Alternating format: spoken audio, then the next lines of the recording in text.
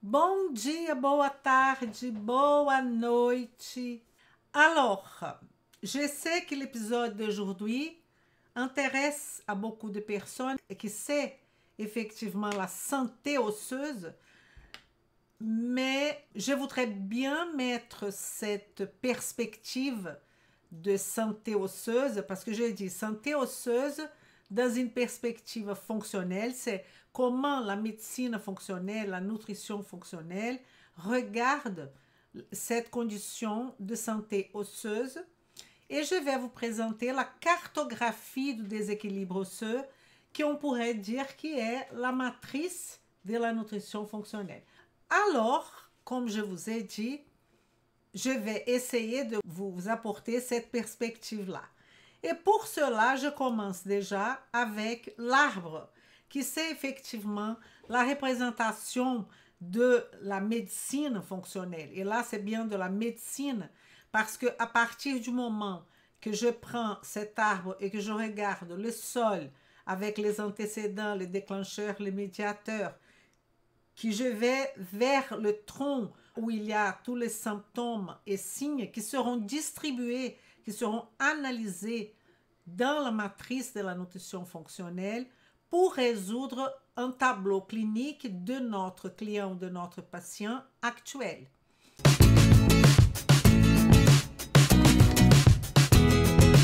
Vem comigo! À ce moment-là, je vous dis que cette chaîne, elle est faite pour vous, professionnels de santé. Et je suis Elisa Marceau, chirurgien dentiste, naturopathe spécialisée en nutrition fonctionnelle. Je vous montre de A à Z comment appliquer la nutrition fonctionnelle pour transformer de vie la vôtre et celle de vos patients ou de vos clients. Ça veut dire que c'est une chaîne conçue pour le médecin, pour le pharmacien, pour chiropracteur, ostéopathe, naturopathe, dentiste, tous ceux qui sont dans cette démarche qui est d'apporter la vitalité positive aux gens. Donc, comme je vous ai dit, nous, de la nutrition fonctionnelle, on va s'occuper de la santé osseuse. Et je voudrais bien éclaircir quelque chose que parfois, même les professionnels qui sont en train de faire leur formation en nutrition fonctionnelle, ils mélangent un peu. Donc, je vais vous dire par exemple que la santé osseuse, déjà, tout ce qui est symptômes et signes, c'est une région qui va être en lumière, qui va donner de la lumière au nœud qui s'appelle intégrité structurelle, parce que c'est l'intégrité des structures et on parle dans ce nœud de tout ce qui est musculaire, articulaire, osseux. On parle de membrane aussi, membrane structurelle, de la membrane cellulaire, de membrane des organites, tout est là-dedans. La question est que l'os, c'est un des organes les plus silencieux qu'on a en termes de signes et symptômes. Et c'est impressionnant que nous, on va travailler avec la santé osseuse à partir de deux équilibres qui seront amenés à nous. Parce qu'une personne qui vient voir un naturopathe, un ostéopathe, etc., en disant qu'il a un déséquilibre osseux, c'est parce qu'un diagnostic a été fait. Et ce diagnostic, normalement, est évidemment l'ostéoporose. Évidemment, on a cancer osseux, mais on ne va pas parler de ça aujourd'hui. On va parler de là-haut dans l'arbre, où sont toutes les maladies, là, diagnostic des organes, où on va voir toutes les étiquettes, toutes les maladies. On a un déséquilibre osseux qui est effectivement l'ostéoporose, n'est-ce pas?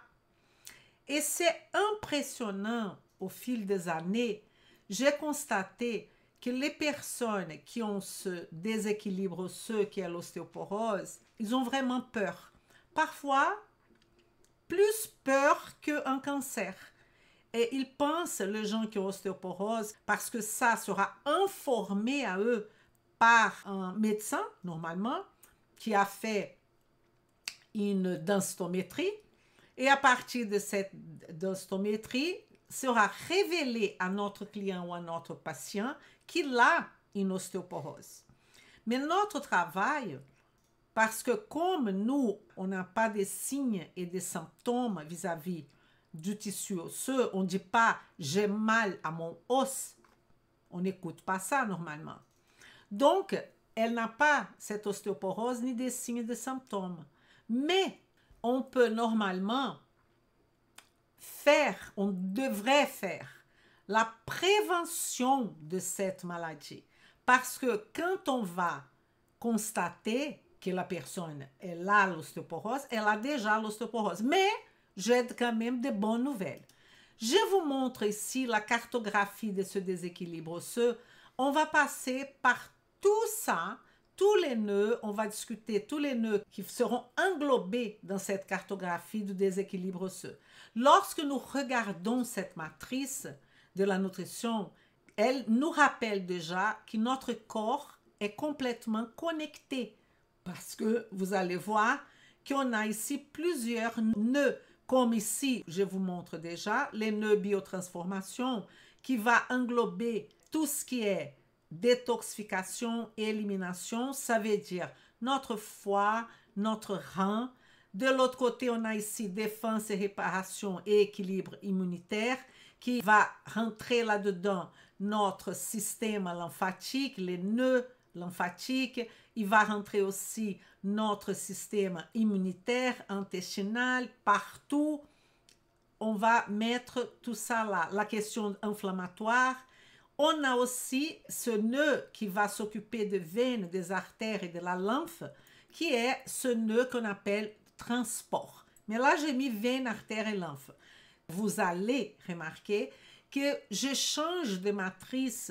Je peux mettre différents éléments pour que vous ne soyez pas fixés sur un seul modèle. Ce n'est pas ça notre objectif.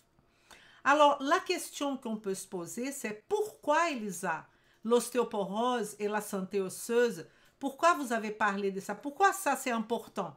Parce que on pense que l'ostéoporose est une maladie des anciens, des personnes âgées. Mais son histoire, l'histoire de l'ostéoporose, elle va commencer au jour 1 de votre vie.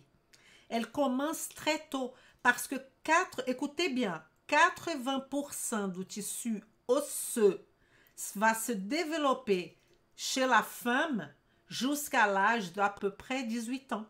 En tant que ce tissu osseux va se développer dans l'homme jusqu'à l'âge de 20 ans. Après, avec le vieillissement, on aura ce qu'on appelle un déséquilibre où les ostéoclastes vont gagner un peu plus de force que les ostéoblastes. Et je vais vous dire tout de suite qui est comment va se faire cette histoire. On a ici l'ostéoporose qui est une porosité de l'os, pas que de l'os, ça veut dire un déséquilibre des ostéoblastes qui sont ceux qui vont construire l'os, production de l'os, et des ostéoclastes qui décomposent l'os. Donc, c'est pas que ça, parce que l'ostéoporose, elle va englober aussi la microarchitecture de l'os. Et ce déséquilibre qui va constituer cette ostéoporose. Mais la question, comme je vous ai dit, c'est que tout va commencer au jour 1 de votre vie. Parce que on va accumuler de l'os au long de la vie jusqu'à 18 ans, 20 ans. Donc, on va dire que on a cette formation osseuse comme une banque que vous allez faire de dépôts d'argent tout au long de votre vie. Donc, nous travaillons pendant plusieurs années de nos vies et après, on a une épargne qui est notre retraite, qu'on va utiliser l'argent du travail. L'os, c'est pareil. Vous avez construit votre capital osseux et après qu'on va gagner, spécialement les femmes qui vont gagner la ménopause et les hommes aussi avec le vieillissement, on aura cet déséquilibre, on va dire, physiologique, d'augmentation des ostéoclastes par rapport aux ostéoblastes. Et donc, ça serait très intéressant qu'on a une quantité d'argent, ça veut dire d'os, dans la banque suffisant pour faire face à cette situation. Et donc, comme je suis en train de vous expliquer, cette question ostéoporose, déséquilibre ostéoclaste, ostéoblaste. Et vous savez bien, je ne sais pas si vous savez, que tous les 10 ans, nous avons de renouvellement osseux. Tellement important alors de s'occuper de l'os tout au long de votre vie. Ce n'est pas une maladie, l'ostéoporose, de vieillissement.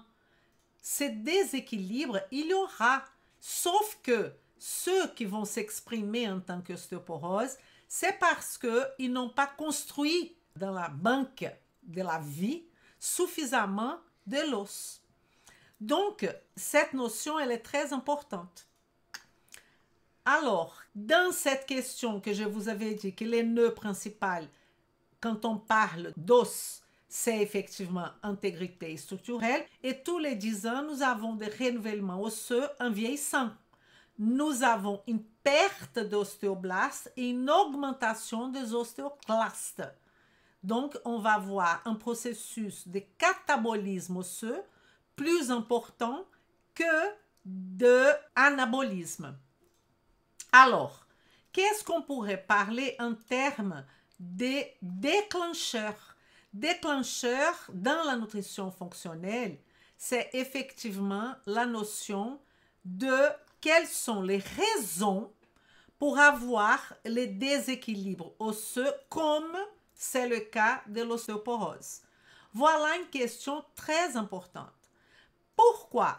Parce que vous savez bien que les médecins, ils vont analyser la densitométrie et là, ils vont déclarer que vous avez un autre patient qui a de l'ostéoporose ou de l'ostéopénie. Et ils vont commencer à prescrire des médicaments. Mais ce qui nous intéresse et ce que je voudrais quand même, avant de donner ce médicament, est quelle est la cause ou les causes, quels sont les déclencheurs de cette pathologie.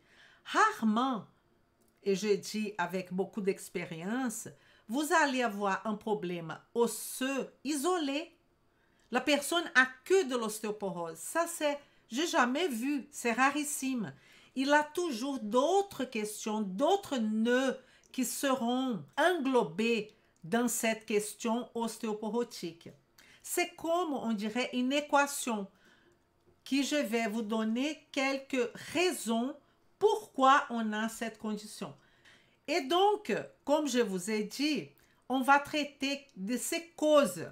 Alors, on pourrait parler de quoi comme cause? Évidemment, on pourrait parler de médicaments qui vont interagir avec l'os. Vous voulez quelques exemples? Les médicaments riches en cortisone, des médicaments pour la thyroïde. Vous savez, médicaments pour la thyroïde. Médicaments utilisés pour traiter le diabète. Médicaments utilisés pour traiter de problèmes d'estomac, comme les antiacides. Tout ça, c'est un lit pour l'ostéoporose. Mais surtout, les antidépresseurs. Les antidépresseurs que les gens prennent pendant des années, c'est très important. C'est un signal d'alerte que je voudrais vous donner. Les gens pensent qu'ils vont prendre des antidépresseurs pendant 30 ans, 20 ans et que ça ne va rien faire. Ben là, je vous dis que les antidépresseurs sont très, très répandus au niveau de l'ostéoporose. Sans compter la question de sédentarité. Sédentarité est mode de vie.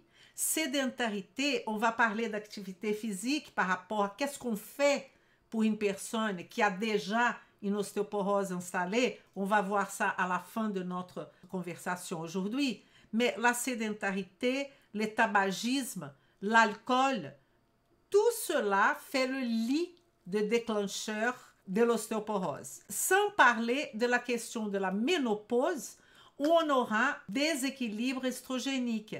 On aura une réduction d'estrogène, comme c'est le cas de la ménopause. Ça ne veut pas dire que les femmes ménopausées ont l'obligation d'avoir une ostéoporose, parce qu'on peut préparer tout ça.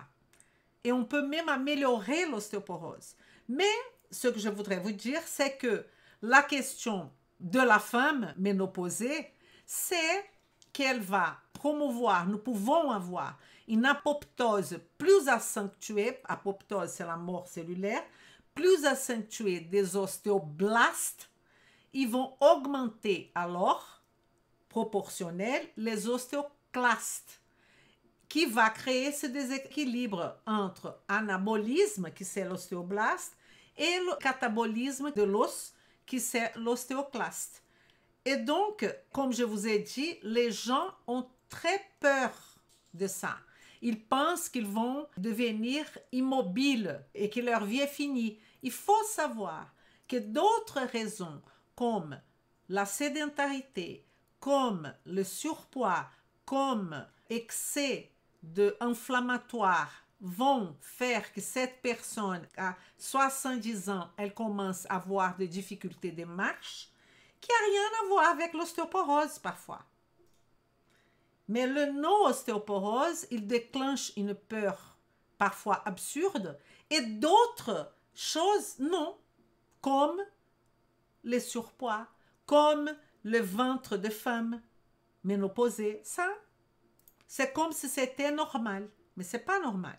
Et malheureusement, ce qui va déclencher la peur vis-à-vis de la personne, c'est quand le médecin va rendre les diagnostics. Jusqu'à là, on ne pense pas. Ce que je voudrais dire, c'est que on va remarquer qu'avant ce diagnostic, la personne, elle présentait déjà, comme je vous ai dit, l'ostéoporose ne vient pas toute seule. Elle vient accompagner, elle présentait déjà, ça fait longtemps, d'autres signes, d'autres symptômes qui on pourrait éventuellement attaquer, même sans penser à l'ostéoporose, sauf s'il y a un terrain, la mère, le père, des gens de la famille qu'on va penser à ça. Mais la mauvaise alimentation, les stress, tout ça. Donc, l'ostéoporose, je dirais que c'est un moment de reset dans la vie de cette personne. C'est une opportunité que la vie lui donne parce qu'avec la peur, elle peut-être va tout changer dans sa vie et ça va améliorer la matrice complète et elle va améliorer son état de santé, mais parfois de 80%. Et donc, elle va améliorer son état de santé dans plusieurs secteurs, comme je vous ai montré ici. Ce sont plusieurs secteurs. Et je voudrais vous dire aussi qu'il y a aussi la question des carences nutritionnelles que va venir être liée à une autre question, mais que je vais parler dans quelques minutes. Parce qu'avant, je voudrais vous parler que la première préoccupation quand quelqu'un dit j'ai de l'ostéopénie ou j'ai de l'ostéoporose, c'est la supplémentation, n'est-ce pas, de quoi? De calcium. Les médecins, normalement, ils donnent comme conseil d'augmenter les apports de consommation de calcium. La question est que, est-ce que ce médecin a regardé qu'est-ce que la personne mange déjà en termes de calcium? Parce que ce que je constate dans mon cabinet, c'est que il y a des personnes qui ont une supplémentation en calcium et elle a trop de calcium. Et calcium est lié à calcification. N'oublions pas le duo calcium-vitamine D. Ils adorent donner ça. Mais ils ont oublié le magnésium, ils ont oublié la vitamine K2. K2, pour que le calcium rentre dans l'os, on a besoin de K2. Et rien de ça est normalement parlé. On parle de calcium, vitamine D pour l'ostéoporose. La personne continue avec l'alimentation qu'elle a. Elle fait de densitométrie à chaque 2 ou 3 ans. Et donc, nous sommes ici dans un nœud qui s'appelle le nœud de la détoxification, de la biotransformation. Attention, la supplémentation en calcium, elle peut provoquer des lithiases rénales, des problèmes cardiaques, parce que qui dit calcium dit aussi calcification de vaisseaux, veines, artères et compagnie. Un excès, en supplémentation. Donc, je vois des personnes qui sont en supplémentation de calcium pendant des années avec sa vitamine D. Et quand elles font la densitométrie, elles constatent que les choses font que empirer. Et tout le monde pense que c'est normal. Ah ben, c'est pas normal. C'est pas du tout normal. Si on parle de médiateurs, ça veut dire les médiateurs, qu'est-ce qui va intervenir dans cette santé osseuse? Ça, c'est la différence de la nutrition fonctionnelle et de médecin fonctionnel. C'est que nous, on va s'occuper, malgré l'ostéoporose, de la santé osseuse. On ne va pas donner de médicaments pour l'ostéoporose, pas de médicaments. Qui donne des médicaments? C'est le médecin. Mais le médecin fonctionnel, ça sera son dernier recours et pas son premier recours, s'il est un bon médecin fonctionnel. Et en termes de médiateurs, comme je vous ai dit, on a besoin de magnésium. C'est ça qu'il faut regarder chez les patients. De K2, des vitamines D, calcium. Et des choses importantes, c'est de tester le niveau de calcium, mais pas deviner. Deviner. Attention à la supplémentation en calcium. Et ce n'est pas en train de mesurer la calcémie non plus que vous allez savoir la supplémentation en calcium. Mais bon, ça c'est un autre sujet. Allons maintenant à notre test de micronutriments. Ici, nous pouvons, si besoin et si vous avez la compétence, vous pouvez faire un test de micronutrition. Si nécessaire, vous, naturopathe, vous, ostéopathe, vous pouvez mesurer la quantité de vitamine D, de calcium, de magnésium. Magnésium, je ne suis pas trop fan parce qu'il est intracellulaire. Mais vous pouvez faire un bilan du stress oxydatif. Vous pouvez mesurer les choses pour faire un diagnostic nutritionnel, pas pour faire un diagnostic ostéoporotique. La personne, elle vient déjà avec les diagnostics. Vous n'avez pas besoin de faire. Vous allez amener la personne à sa santé osseuse. Vous n'allez pas intervenir en tant que je vais traiter l'ostéoporose. Il faut arrêter de comprendre que nous, on ne veut pas prendre la place du médecin. On veut tout simplement être entre les racines du problème et le traitement médicalisé du médecin. Si on peut l'éviter, on l'évitera. C'est ça la fonction de la nutrition fonctionnelle. Et la médecine fonctionnelle, elle va plus haut. Elle peut intervenir aussi dans la partie traitement de l'ostéoporose. Évidemment, si la personne est médecin, elle est là pour ça, n'est-ce pas? Donc, tester les micronutriments. Vous pouvez aussi, si vous avez une bonne compétence, une excellente compétence en analyse micro-macronutritionnelle, vous voulez avoir un aperçu de l'alimentation de 7 jours ou même plus de ce patient pour voir combien d'ingestat il a par rapport aux micro et macronutriments que vous avez besoin. Effectivement, vous comprenez bien que quand je mets ce patient dans la matrice, je ne vais pas mettre dans la matrice que pour l'ostéoporose. C'est pour ça qu'on dit qu'on a cette vision holistique. On va regarder absolument tous les nœuds. Mais je suis là en train de donner de la lumière à une cartographie des déséquilibres osseux. Est-ce que vous avez compris et est-ce que vous aimez ça? Moi, je pense que je ne pouvais pas faire mieux pour vous. Je vous donne vraiment la nutrition fonctionnelle de A à Z. Vraiment. Alors, qu'est-ce qu'on pourrait parler en termes de ce nœud-là?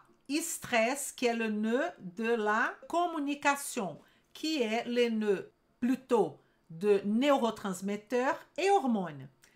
Si on parle d'hormones, on parle ici de cortisol. Donc, la problématique ici, c'est le nœud de neurotransmetteurs et d'hormones. Les stress, ils diminuent l'activité des ostéoblastes.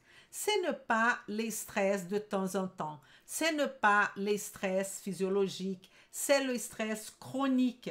Est-ce que nous avons le droit légalement de demander une analyse biologique pour diagnostiquer le déséquilibre. Nous pouvons demander au patient, il va payer, de faire des analyses qui sont censées pour le diagnostic nutritionnel.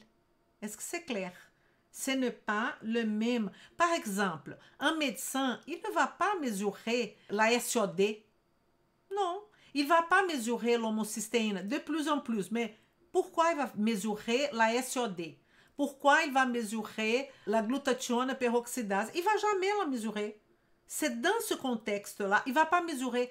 Rarement, vous allez voir un médecin qui travaille avec ostéoporose qui va mesurer les zinc, qui va mesurer le sélénium. Vous comprenez? C'est pas compliqué. Ce n'est pas compliqué. Alors, la question est-ce que vous êtes capable d'analyser? Parce que ce n'est pas non plus analyser. Ah, les zinc, il est bas parce qu'il y a un petit graphique qui montre qu'il est bas. Parce qu'il faut prendre en compte l'âge, les antécédents, les déclencheurs, tout du patient qui parfois, il va présenter quelque chose dans la normalité, mais ce n'est pas optimal pour lui. C'est ça la grande question.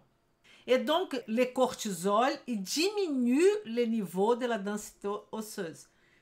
Faible concentration aussi d'estrogène, j'ai déjà dit, spécialement les femmes ménopausées, diminue les ostéoblastes et augmente les ostéoclastes. Ça, c'est physiologique.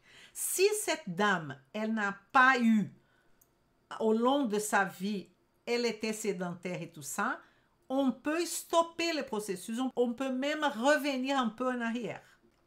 Et donc, en fait, le problème ici du stress, c'est le cortisol. En fait, c'est le cortisol. Parce que c'est le cortisol qui diminue l'activité des ostéoblastes. Il ne faut pas oublier une autre question très importante, qui est la question du mental. Ici, j'ai mis la question du mental. Je vais faire ce nœud ici, qui est le nœud qui va regarder le reste de la matrice, qui est le nœud mental, émotionnel et spirituel.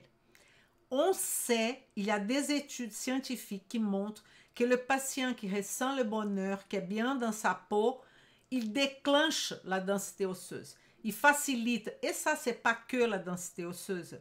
Évidemment, si vous êtes bien, votre capacité de récupération, si vous êtes bien dans votre peau, dans votre tête, est mieux dans tous les sens. Mais si vous avez stress et il y a un autre facteur qui est le facteur de se sentir isolé, ça va donner une faible densité osseuse. Si on réfléchit, c'est un cercle vicieux parce que la personne qui est isolée, normalement, elle mange mal, elle ne fait pas d'activité physique, elle est isolée. Et donc, elle n'aura pas de traction osseuse. Les muscles ne vont pas faire une traction, ils ne vont pas demander de l'os. Et donc, il n'y a pas de raison pour avoir une densité osseuse. Elle sera un processus de catabolisme total. Donc, une chose amène à l'autre. Le mode de vie, le mental du patient, le jeu de émotions mentales et spirituelles, ça veut dire spirituel dans le sens que est-ce que votre client ou votre patient, peut-être il est âgé, mais est-ce qu'il a un propos? Est-ce qu'il a un propos pour vivre? Parfois non. Et tout ça va, on parle maintenant de déséquilibre osseux, mais tout ça va avoir un retentissement qui sera évidemment lié à des facteurs déclencheurs qui va être tout ce déséquilibre-là, mais on ne peut pas oublier la question génétique qui va jouer, qui va se manifester. D'accord? Et qu'est-ce qu'on pourrait parler en termes de cette mentalité?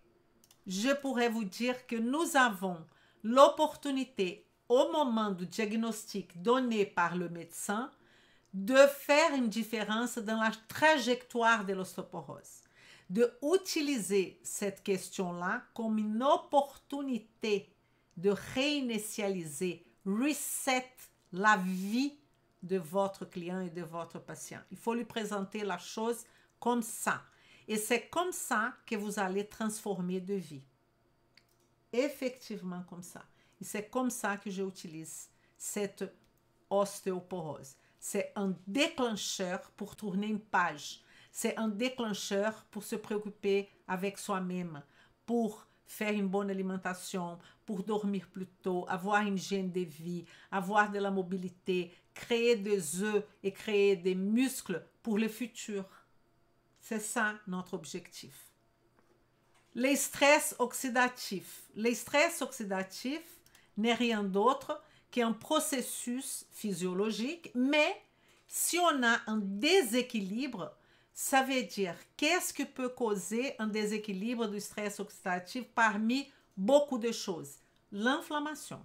L'inflammation, ici je parle d'inflammation, je parle de surpoids, je parle de sédentarité, je parle de baisse immunitaire.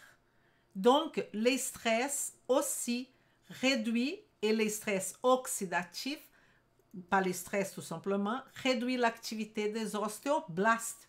Et le cortisol et l'isolement vont réduire aussi l'activité de ces ostéoblastes.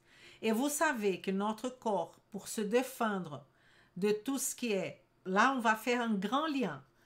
On va faire un lien avec les nœuds qui est ici, que c'est les nœuds assimilation. Ces nœuds assimilation, c'est comment avoir la vitamine K, la vitamine D, la B12 ou n'importe si vous avez un problème au niveau intestinal. Donc, vous comprenez bien que vous ne pouvez pas commencer votre travail par la cartographie du déséquilibre osseux sans prendre en compte notre question assimilation. Mais qu'est-ce qu'on pouvait parler alors en termes de nutrition et hydratation? Avant de penser à vitamine K, vitamine D, coenzyme Q10 que je vais vous parler et d'autres, pensez à l'alimentation d'abord. Pour le calcium, il n'y a rien de mieux que surtout les légumes et les feuilles vertes. Feuilles vertes, surtout choux verts, choux frisés, plus la vitamine C qu'on va trouver dans le fruit et les protéines pour les muscles seront essentielles. Parce que si vous avez un manque ostéoporotique, si vous avez un problème osseux, il va falloir développer les ostéoblastes, créer de l'os. Pour créer de l'os, il faut créer de muscles. Vous avez besoin de protéines, vous avez besoin de vitamine C, vous avez besoin de calcium naturel, feuilles vertes. Combien votre patient mange de feuilles vertes par jour? C'est la question qu'on peut se poser.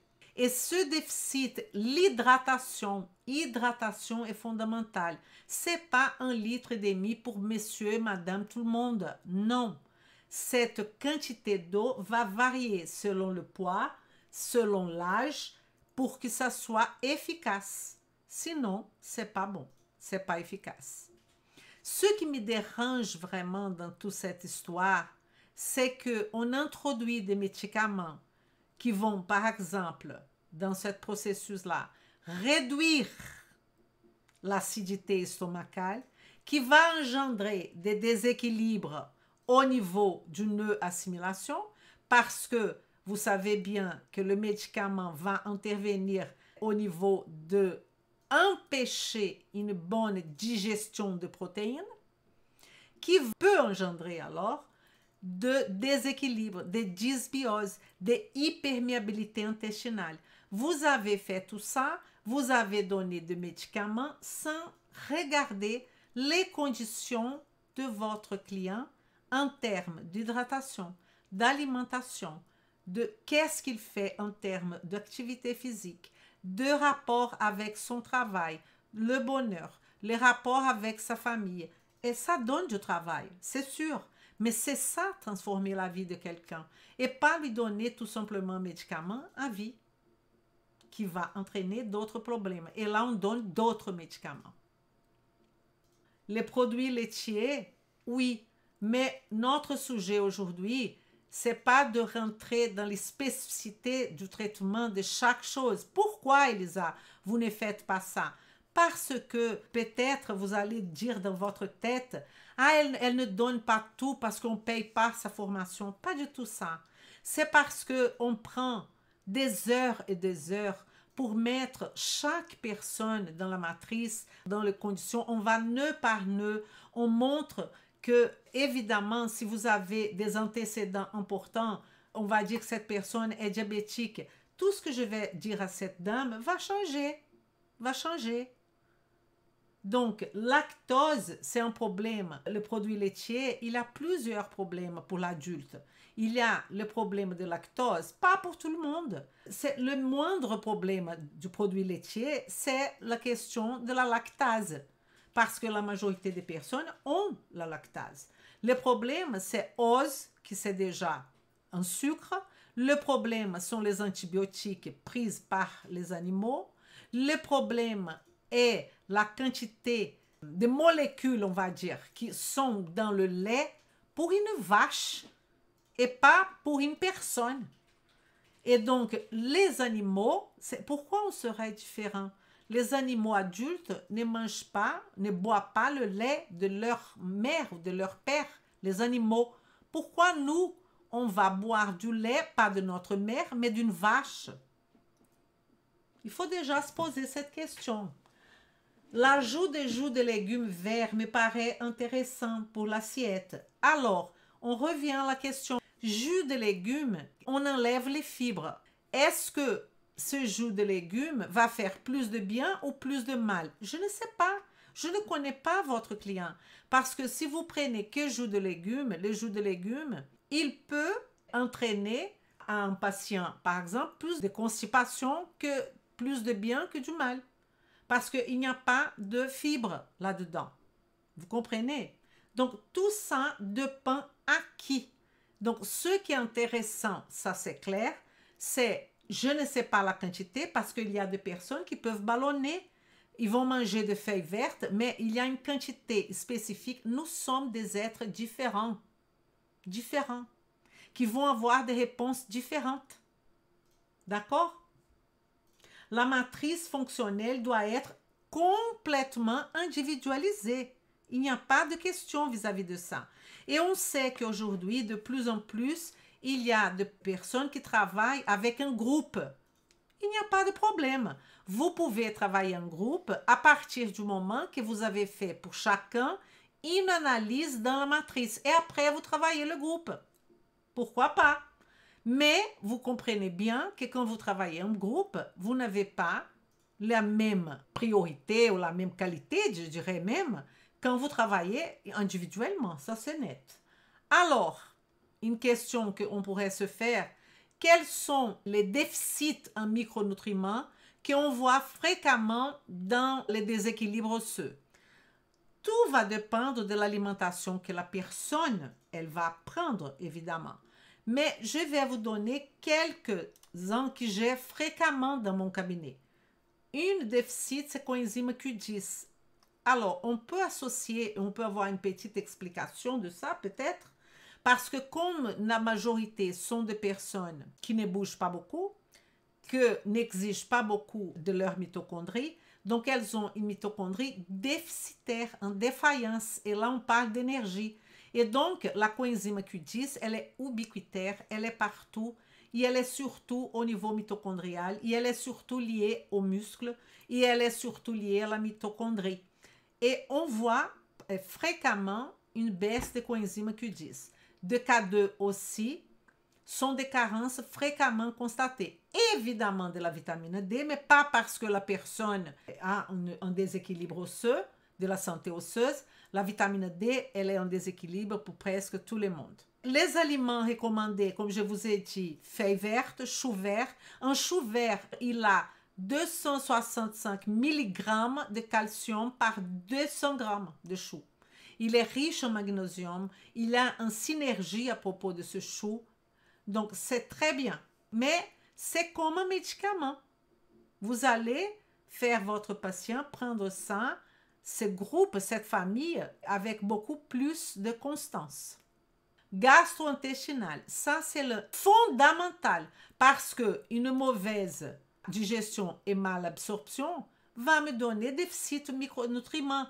Et c'est ça que je suis un peu inquiète parce que le médecin, à chaque fois, ils donnent des médicaments, mais ils ne se préoccupent pas avec la dysbiose qui doit être traitée en premier lieu, parce que c'est le tube qui fait la communication de notre interne, de notre corps, avec la partie environnementale, externe. Si vous ne pouvez pas manger correctement, ça veut dire si vous n'avez pas une digestion et une absorption optimale, vous êtes déjà en faute du départ et vous allez avoir tout ce que vous pouvez avoir si votre génétique permet en termes de maladie. Tout simplement. Donc ça, c'est un point fondamental. C'est de faire cette analyse-là. Et on a la question de exercice et mouvement. Qu'est-ce qu'on pourrait parler de ces exercices et de mouvements? Je pense maintenant à mes élèves. J'ai des élèves kinésithérapeutes fonctionnels. Vous voyez? Et vous pouvez devenir un kinésithérapeute spécialisé en nutrition fonctionnelle au niveau de santé musculaire et osseuse. Vous pouvez. Et il y a des études, une étude qui s'appelle Lift More Trial. Je vais vous montrer tout de suite. Ça, c'est l'étude. L'entraînement de résistance et d'impact à haute intensité améliore la densité minérale osseuse et la fonction physique chez les femmes ménopausées atteintes d'ostéopénie et d'ostéoporose. Donc ça, c'était une étude où ils ont fait un travail pour montrer que les activités physiques qui sont liées à intensité, High Intensity Interval Training, qui est entraînement en intervalle à haute intensité, vaut 1000 fois plus que marcher. Et qu'est-ce qu'on voit? On voit des personnes qui ont l'ostéoporose en train de marcher. Ils font que ça. Non, il faut une traction. Il faut du poids. Il faut de la musculation. Il faut des exercices, par exemple, quand vous sautez une corde, vous avez le poids de votre corps. Donc, vous mettez des forces sur les os. Et là, ça veut dire, hey, nous avons besoin de plus d'os ici. C'est ça que votre corps va comprendre. Donc, il va produire plus d'os. Donc, vous avez, pour vous donner une ordre d'idée, les femmes ménopausées ou les personnes qui sont à mon âge, 50, 60 ans, c'est le moment de l'ostéoporose, c'est le moment du diabète, c'est le moment du cancer. Qu'est-ce qu'il faut? Je parle par exemple, c'est mon spécialité de femmes ménopausées, il leur faut de la musculation. Ah, mais j'aime pas. Ben, il va falloir aimer tout ce que notre corps va se sentir bien. Pourquoi il faut aimer la musculation, Elisa? Parce qu'on a besoin de créer du muscle pour faire de la traction, pour créer aussi de l'os. Donc, on fait deux actions, créer du muscle, créer de l'os. Je ne suis pas en train de parler du système cardiovasculaire qui marchait, ok. Mais je ne parle pas que de ça. Parce que les gens, on a notre vie senior. La mienne commence là. Ça veut dire que si je ne prends pas du poids, écoutez-moi, à 80 ans, à 70 ans, ça va dépendre de mon terrain, je ne serai plus capable de marcher, de monter des escaliers comme je fais maintenant. Vous comprenez? Et ce n'est pas là, à 70, à 80 ans, que vous allez commencer à créer de l'os. Vous pouvez, vous devez, mais que vous allez commencer à créer de l'os. Donc, ça, c'est la banque. Il fallait créer ça depuis qu'on est né, mais on n'est pas enlevé comme ça. On fait du ballet parce qu'on aime, on fait du sport parce qu'on fait, mais il n'y a jamais cette vision de santé, de commencer un bébé à lui inculquer de marcher, de faire du sport sain, hein, c'est pas à l'outrance, faire une natation, changer, faire d'autres activités, des activités qu'il aime, faire que ce bébé, que cet enfant, que cet adolescent aime les sports. Les sports, je ne parle pas d'athlète, je parle de sport. Pourquoi? Parce qu'on est en train de donner des éléments pour sa banque du futur, sa banque du vieillissement, qu'on a, si on veut ou si on ne veut pas, une chute métabolique. Et pour faire face à cette chute métabolique, pour renforcer la densité osseuse, on a besoin de ça. Il existe de nombreuses études qui vont dire 20 minutes, 30 minutes, 40 minutes. Moi, je choisis les dernières études. Les études qui sont, toutes les études sont un peu biaisées, vous le savez, mais les moins biaisées, on va dire. Donc, moi, je pratique 30 minutes. Sauter sur place pendant 20 minutes. Mais pas que ça. Il faut aussi faire des 7 répétitions et les répétitions ne doivent pas être trop répétitives, mais augmenter le poids.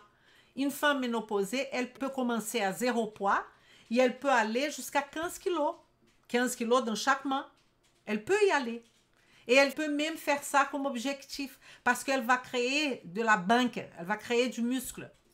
D'accord? Et ça devrait me motiver nous tous à s'imaginer à 80 ans, je m'imagine en train de sauter la corde, de marcher, de nager comme je fais aujourd'hui. C'est ça le grand objectif. Il y a cette étude aussi que je vais revenir plus tard, qui c'est une étude qui montre que ce n'est pas non plus toutes les positions pour ceux qui ont ostéoporose, pour les exercices qui sont convenables. Donc, attendez, je vais revenir en arrière. On va revenir dans cette partie-là, qui est la résistance impact, plus d'autorésistance, faible répétition avec deux poids de plus en plus élevés. Évidemment, ce n'est pas de douleur qu'on doit ressentir. Et je vous conseille un kinésithérapeute au moins pour vous prescrire les exercices. Si vous avez de l'ostéoporose, je parle. Pour vous prescrire des exercices qui vont rester dans cette dynamique-là. C'est très intéressant, les kinés fonctionnels. Et ici, c'est ce que je voudrais faire attention. Flexion avant arrondie de la colonne vertébrale. Les études ont montré, vous savez, les flexions en avant, arrondies. Ça veut dire toucher votre pied avec votre main. Ce n'est pas un bon exercice pour les personnes qui ont de l'ostéoporose ou de l'ostéopénie. Et cette étude, je vous montre ici. Ici. Ostéoporose vertébrale post-ménopausique, exercice de flexion versus d'extension. Cette étude suggère qu'un nombre significativement plus élevé de fractures vertébrales par compression surviennent chez les patients atteints d'ostéoporose post-ménopausique qui ont suivi un programme d'exercice de flexion par rapport à celles qui utilisent les exercices d'extension. Les exercices d'extension ou isométriques semblent être plus appropriés pour les patients atteints d'ostéoporose. Vous voyez? Vous voyez? Donc, c'est pour cela qu'il faut un bon professionnel, un professionnel diamant. Vous voulez devenir un professionnel diamant? Vem comigo. Donc, dans la RT2, nous avons des professionnels diamants. Nous avons des kinésithérapeutes fonctionnels qui vont savoir vous conduire à proposer au moins chez vous, vous pouvez faire chez vous, mais un exercice qui va améliorer votre condition et non empirer. Donc, je voudrais quand même finaliser notre soirée.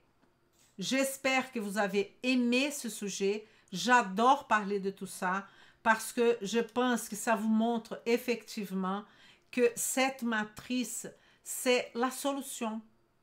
Mais elle est la solution à partir du moment que vous êtes capable de l'analyser, de faire le lien, de la chouchouter avec bien ici au centre votre client ou votre patient. Je vous souhaite une excellente soirée et je vais présenter au long de quelques mois plusieurs cartographies parce que je pense que vous avez besoin de cette vision.